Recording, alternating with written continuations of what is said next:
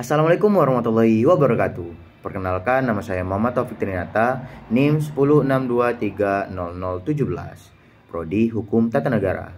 Baiklah, saya akan menjelaskan mengenai delik. Apa sih itu delik? Nah, delik secara sederhana didefinisikan sebagai perbuatan yang melanggar hukum dan diancam dengan pidana. Berdasarkan ketentuan hukum yang berlaku, definisi delik menekankan dua unsur penting, yaitu adanya perbuatan yang melawan hukum dan adanya ancaman pidana. Dalam sistem hukum pidana, delik didefinisikan sebagai perbuatan yang memenuhi unsur-unsur tertentu yang ditetapkan dalam undang-undang. Unsur-unsur tersebut meliputi yang pertama, unsur objektif, yaitu perbuatan yang dilakukan oleh pelaku.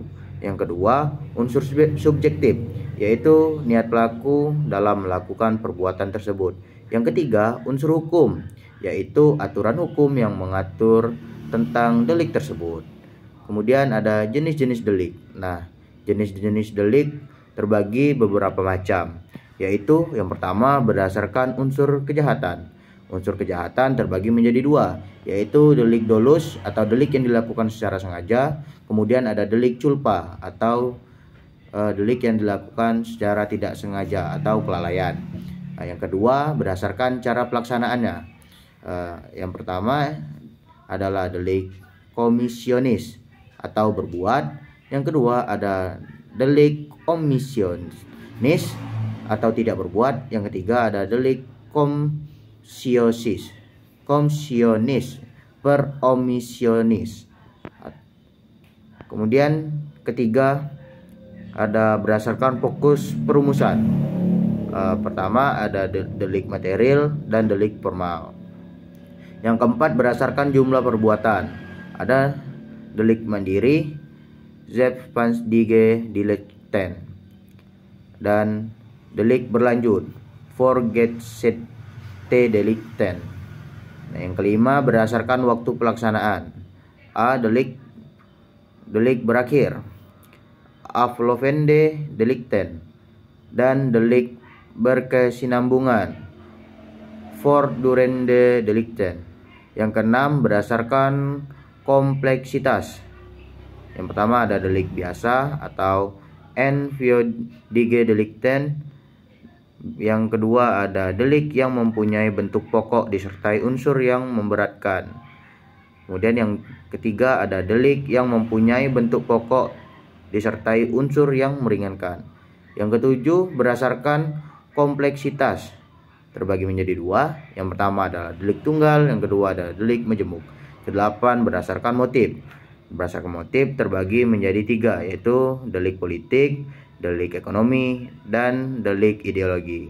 Yang kesembilan berdasarkan pelaku, yaitu terbagi menjadi dua, yaitu delik perorangan dan delik kelompok. Yang kesepuluh berdasarkan mekanisme peruntutan.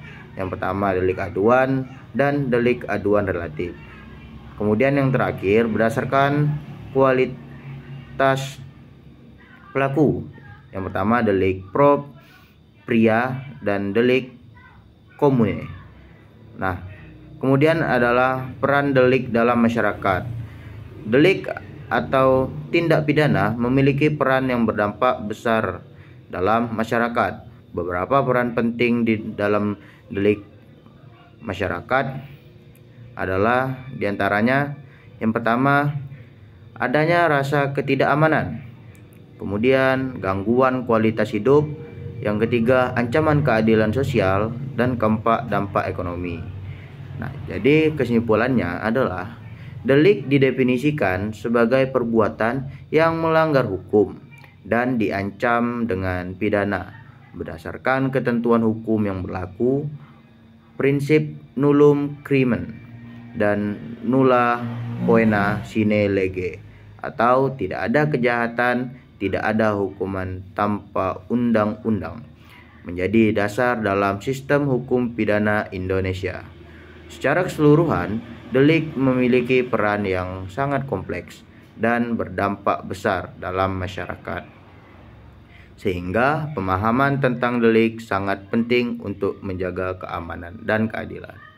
Nah, Baiklah, sekiranya itu dapat saya sampaikan. Assalamualaikum warahmatullahi wabarakatuh.